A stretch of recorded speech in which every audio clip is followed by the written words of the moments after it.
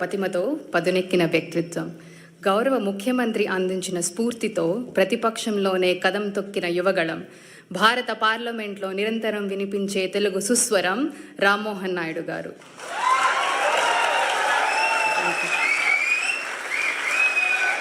యువకత్వం, నవీనత్వం, మేధోపరత్వం కలగలిసిన జలపాతపు హోరు రామ్మోహన్ నాయుడు అనే పేరు.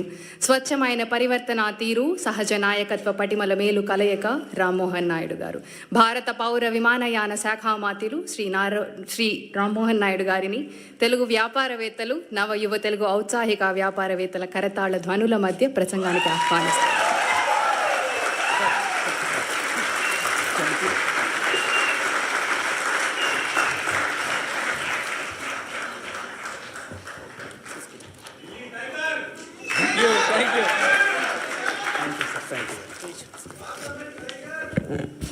అందరికీ నమస్కారం. యూరోపియన్ తెలుగు డయాస్పోరా ప్రోగ్రాంకి ప్రతి ఒక్కరికి కూడా స్వాగతం. వేదికను అలంకరించిన మన అందరి అభిమాన నాయకుడు, నవ్యాంధ్రప్రదేశ్ నిర్మాత, తెలుగు వారందరికీ కూడా ప్రపంచంలో ఎక్కడ ఉన్న కేర్ ఆఫ్ అడ్రస్. రియల్ లైఫ్లో మనం అందరం సూపర్ స్టార్ చూసాం, కానీ రియల్ లైఫ్లో మనకు అందరికీ కూడా సూపర్ స్టార్ అయినటువంటి మనకి ఆర్కిటెక్ట్, మనకి విజనరీ, అలాగే మనకి బిల్డర్ మన ముఖ్యమంత్రి వర్యులు నారా చంద్రబాబు నాయుడు గారికి, అలాగే యువగల రథసారథి, నేటి యువతరానికి స్ఫూర్తినిస్తూ ఆయన గురించి ఎన్నో మాటలు మనం అందరం విన్నాం, రేపు భవిష్యత్తులో కూడా వింటాం. అన్నిటికంటే ఆయన తాలూకా వ్యక్తిత్వం ఒక్క మాటలో చెప్పాలనంటే, ఆయన మంగళగిరిలో ఓడిపోయిన తర్వాత ఎంతోమంది ఎన్నో సలహాలు ఇచ్చారు. మీరు ఎక్కడైనా కొంచెం సామాన్యమైన తెలుగుదేశం పార్టీకి అనుకూలంగా ఉండే కాన్స్టిట్యున్సీ తీసుకోండి అంటే ఒకే ఒక్క మాట చెప్పాడు, ఎక్కడ ఓడిపోయాను అక్కడే గెలిచి చూపిస్తారు, ఎన్నిసార్లు అయినా సరే ఇక్కడే పోటీ చేస్తున్నాను.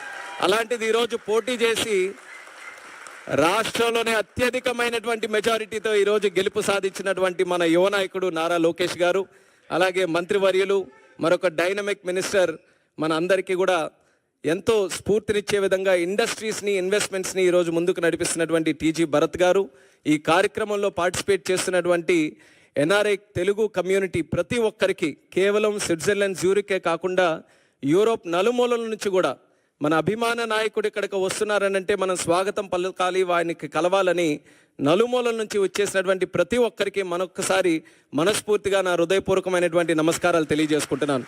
మీకు చంద్రబాబు నాయుడు గారిని చూసిన తర్వాత మీ అందరికీ ఎంత ఆనందంగా ఉందో, నాకు ప్రత్యేకంగా మిమ్మల్ని అందరినీ చూసిన తర్వాత మరింత ఆనందం కలుగుతుంది. తెలుగు వారు ఇంతమంది ఇక్కడ అందరూ కూడా ఉన్నారా, అంత సామాన్యమైనటువంటి విషయం కాదు.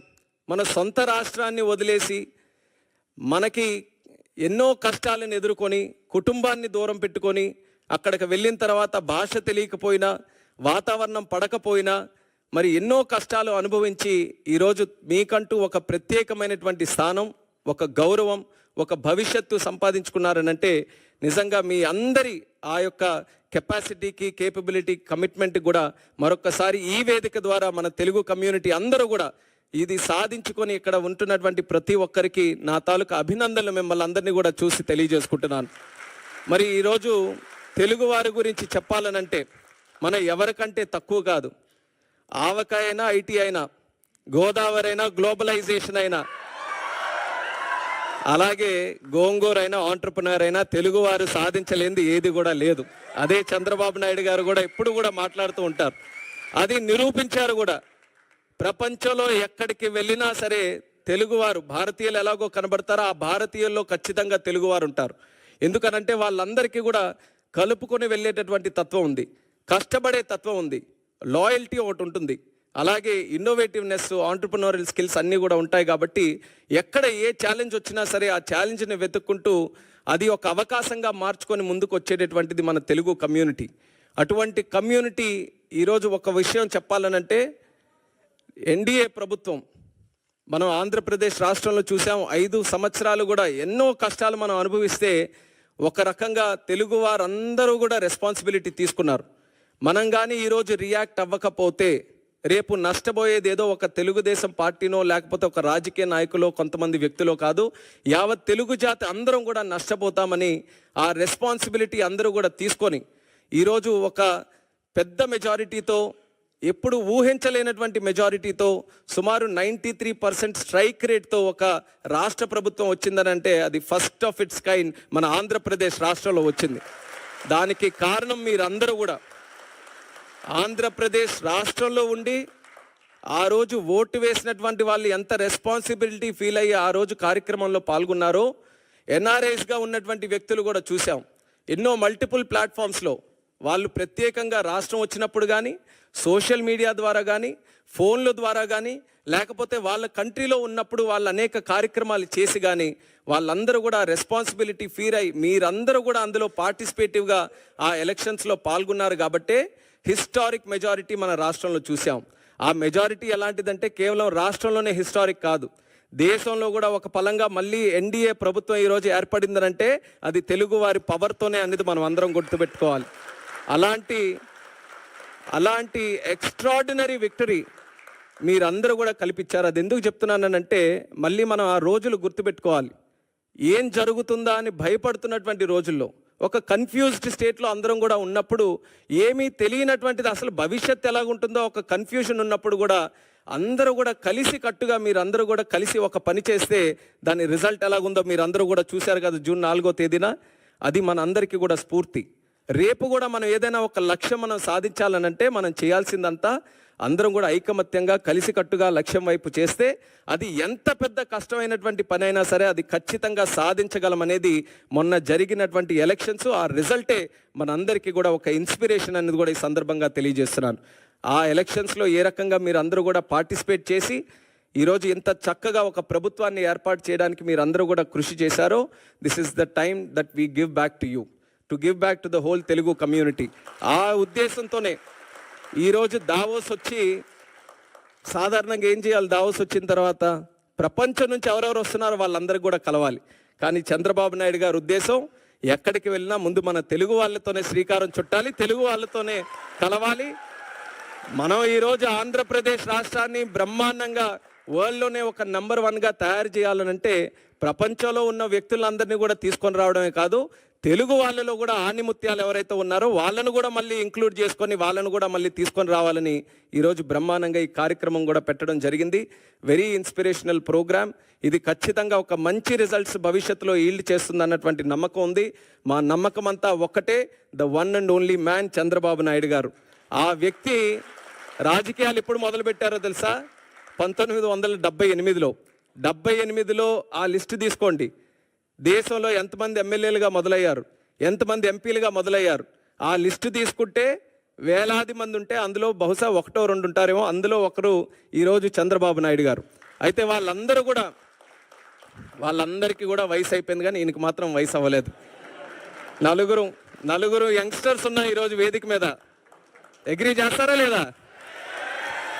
నలుగురు యంగ్స్టర్స్, అందరిలో కూడా విజన్లో యంగెస్ట్ ఎవరైనా ఉన్నారంటే చంద్రబాబు నాయుడు గారు. నేను ఎప్పుడు కూడా చెప్తుంటాను, మేము వయసులో యంగ్ కానీ ఆలోచనలో మాత్రం మాకంటే యంగ్. ఆయన స్పీడ్ పట్టుకోవాలంటే మాకు ఇప్పటికీ కూడా చేత కావట్లేదు. ఆయన గైడెన్స్, ఆయన తాలూకా మెంటర్షిప్ వల్ల ఈరోజు మేము కూడా చిన్న స్థాయి నుంచి ఈరోజు ఈ స్థాయి వరకు నేను కూడా ఒక యంగ్స్టర్గా నేను చెప్తున్నాను. నాన్నగారు చనిపోయిన తర్వాత ఒక కుటుంబ పెద్దలా ఆయన దగ్గర చేర్చుకొని ఈరోజు 3వసారి కూడా ఎంపీ గెలవడానికి ఒక మంచి మెంటర్షిప్తో మాలాంటి నాయకుల్ని మళ్ళీ పార్టీలో తయారు చేస్తూ ఈరోజు రాష్ట్రానికి అందిస్తున్నారంటే అది ఆయన తాలూకా దూరదృష్టికి, ఆయనకి ఈ జాతి మీద ఉన్నటువంటి కమిట్మెంట్కి అది ఒక చిత్తశుద్ధి అనేది కూడా ఈ సందర్భంగా తెలియజేస్తున్నాను. టుడే ఆయనతో పాటు స్విట్జర్లాండ్ లాంటి దేశంలో ఆయనతో పాటు ఒక వేదిక పంచుకొని ఆయన ద్వారా పెరిగినటువంటి ఒక నాయకుడిగా భారతదేశంలోనే అతి చిన్న వయసులో ఉన్నటువంటి ఒక క్యాబినెట్ మినిస్టర్గా ఆయన పక్కన కూర్చున్నానంటే అది ఆయనకున్నటువంటి విజన్ అనేది కూడా ఈ సందర్భంగా తెలియజేస్తున్నాను. ఆ విజన్ ఈరోజు నేను ఏ రకంగా అయితే ఆయన నమ్మి ఆయన తాలూకు ఆలోచనలకు అనుగుణంగా ముందుకు నడిచానో మీ అందరికీ కూడా అదే తెలియజేసుకుంటున్నాను. ఆయన ఆలోచనలు కానీ మీరు స్వీకరించి ఆయన ఏ మాటలైతే మన కోసం చెప్తున్నారో అవి అంగీకరిస్తూ దాని వైపు మనం అడుగులు వేస్తే మీరు కూడా ఎక్స్ట్రాడినరీ రిజల్ట్స్ మీరు అందరూ కూడా మీ తాలూకా ప్రొఫెషన్లో మీ జీవితంలో ఖచ్చితంగా సాధిస్తారు. మనకందరికీ కూడా ఇటువంటి నాయకుడు ఉండడం మనం చేసుకున్నటువంటి అదృష్టం. అది ప్రతి ఒక్కరు కూడా సద్వినియోగం చేసుకోవాలి. అది రానున్న రోజుల్లో మనం అందరం కూడా ఈరోజు ప్రపంచంలో తెలుగు వాళ్ళు ఎంతోమంది ఎన్నో పెద్ద పెద్ద కంపెనీలకి ఉన్నతమైనటువంటి స్థాయిలో ప్రాతినిధ్యం వహిస్తున్నారు. అంటే దేశంలో ప్రపంచంలో ఏ కంపెనీలు చూసినా సరే తెలుగు వాళ్ళందరూ కూడా మంచి పొజిషన్స్లో ఉన్నారు. అంత కెపాసిటీ మన తెలుగు వాళ్ళకు ఉన్నప్పుడు మన తెలుగు ల్యాండ్ ఎందుకు ప్రపంచంలో నెంబర్ 1 ఉండకూడదు? అది ఆయన తాలూకు ఆలోచన. అందుకనే అమరావతి లాంటి క్యాపిటల్ నిర్మిస్తే కేవలం ఆంధ్రప్రదేశ్ రాష్ట్రానికే కాదు, భారతదేశానికే కాదు, ప్రపంచం అందరూ కూడా గర్వంగా చెప్పుకునే రాజధాని మన ఆంధ్రప్రదేశ్ రాష్ట్రంలో ఉండాలని ఆయన శ్రీకారం చుట్టారు. మనకేంటంటే 5 సంవత్సరాలు కరెంటు కట్ చేసినట్టుగా అంధకార ప్రదేశ్ అయిపోయింది ఆంధ్రప్రదేశ్ అంతా. మళ్ళీ ఈరోజు 1000 కిలోవాట్లు ఉన్నటువంటి ఒక బలాన్ని, ఒక ఎలక్ట్రికల్, ఒక పవర్ స్టేషన్ని మళ్ళీ ఈరోజు అందించినట్టుగా చంద్రబాబు నాయుడు గారి తాలూకు పనితీరుతో ముందుకు నడుస్తున్నాం. మీ అందరికీ కూడా ఆహ్వానిస్తున్నాం. మళ్ళీ కనెక్ట్ అవ్వండి. ఏ రకంగా ఎలక్షన్స్లో రెస్పాన్సిబిలిటీ తీసుకున్నారో స్వర్ణాంధ్రప్రదేశ్ నిర్మాణంలో కూడా చంద్రబాబు నాయుడు గారి తాలూకా నాయకత్వంలో అందరూ కూడా కలిసికట్టుగా పనిచేద్దాం.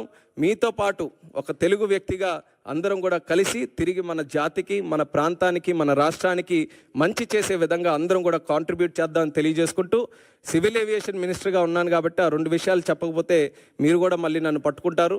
మీరందరూ కూడా దేశం అంతా తిరుగుతున్నారు, ప్రపంచం అంతా తిరుగుతున్నారు, మళ్ళీ మీకు కనెక్ట్ చేసే బాధ్యత నాదే. కాబట్టి ఈరోజు చాలామంది రిప్రజెంటేషన్స్ కూడా డెన్మార్క్ నుంచి, బెల్జియం నుంచి, బ్రసెల్స్ అవన్నీ కూడా చాలామంది రిప్రజెంటేషన్స్ ఉన్నాయి. డైరెక్ట్ ఫ్లైట్స్ కావాలని నేను తప్పకుండా దాని మీద ప్రత్యేకమైనటువంటి దృష్టి పెట్టి ముందుగా చంద్రబాబు నాయుడు గారి తాలూకా డైరెక్షన్లో మనకుండేటటువంటి ఎయిర్పోర్ట్స్, ఒక 7 బ్రహ్మాండమైన ఎయిర్పోర్ట్స్ మన రాష్ట్రంలో ఉంటే డొమెస్టిక్ కనెక్టివిటీ ఇంప్రూవ్ చేయడానికి లాస్ట్ 6-7 మంత్స్ కూడా కృషి చేసాం. బాగా పెరిగింది. ఒక ఎగ్జాంపుల్ నేను ఇవ్వాలంటే సార్ కూడా అదే చెప్పాం. డిసెంబర్ 2023లో విజయవాడ ఎయిర్పోర్ట్ నుంచి సుమారు 98,000 ప్యాసింజర్స్ ఫ్లై అయితే మళ్ళీ 1 ఇయర్ తర్వాత డిసెంబర్ 2024 ఆయన చీఫ్ మినిస్టర్ అయిన తర్వాత సుమారు 1,45,000 మంది పెరిగారు. అంటే 45% వరకు కూడా ఇంక్రీజ్ అయింది. అలా ఎయిర్ ట్రావెల్ కూడా ఈరోజు రాష్ట్రంలో పెరుగుతూ వస్తుంది. ఎయిర్పోర్ట్స్ కూడా పెంచడానికి ఆయనకు మంచి ఆలోచనలు ఉన్నాయి. దాని పరంగా కూడా చేస్తాం. దానితో పాటు ఇంటర్నేషనల్ కనెక్టివిటీ మనకుండే సిటీస్ నుంచి కూడా ఇంప్రూవ్ చేయాలనేది సార్ కూడా మాకు గైడెన్స్ ఇచ్చి ముందుకు నడిపిస్తున్నారు. అది ఖచ్చితంగా నాకుండే పొజిషన్ని సద్వినియోగం చేసుకొని మన రాష్ట్రంలో ఇంటర్నేషనల్ కనెక్టివిటీ కూడా ఇంప్రూవ్ చేయడానికి నా వంతుగా ఫుల్ కమిట్మెంట్తో నేను పనిచేస్తాను. మీరు కూడా స్పెసిఫిక్గా చెప్పిన విషయాల్లో కూడా ప్రత్యేక ఫోకస్ పెడతానని కూడా ఈ సందర్భంగా తెలియజేసుకుంటూ, ఈరోజు ఈ కార్యక్రమంలో పార్టిసిపేట్ చేసే అవకాశం రావడం నిజంగా నేను ఎంతో సంతోషంగా భావిస్తున్నాను. అలాగే ఇక్కడికి విచ్చేసినటువంటి ప్రతి ఒక్కరికి కూడా మరొకసారి నా హృదయపూర్వకమైనటువంటి ధన్యవాదాలు తెలియజేసుకుంటూ మీ అందరి దగ్గర సెలవు తీసుకుంటున్నాను. జై హింద్, జై జన్మభూమి.